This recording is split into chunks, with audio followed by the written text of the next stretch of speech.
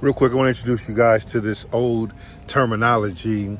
To put it in context, this is from the 1980s, I would imagine. Yeah, about mid 80s, late 80s. We had this term that we used to call car hoppers, right?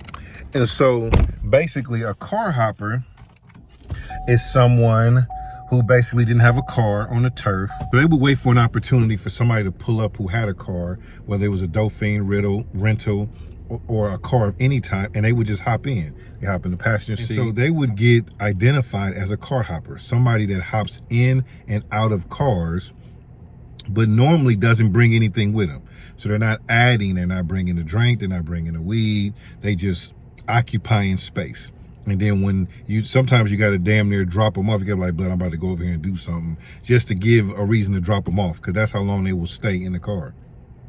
And there was nothing wrong with it, it's just a phase in life, right? And then sometimes when they way out, they may, go to your ashtray, maybe want to grab a doobie out or something. Remember, this is the mid 80s, late 80s, or grab a, something you didn't buy, a Pendleton, or like, let me get this, or a tape. They just, they would take something.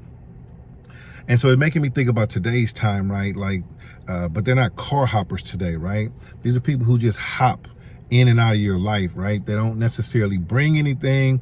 At the time, they're not really having, conversation that's benefit for you. They just showing up when they want to, hopping in, hopping out, and then taking energy, information, things with them.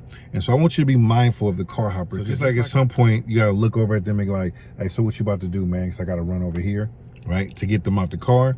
Sometimes you got to look at the people who ready to jump into your life, and you got to look at them and be like, what you about to do? Because I'm over here.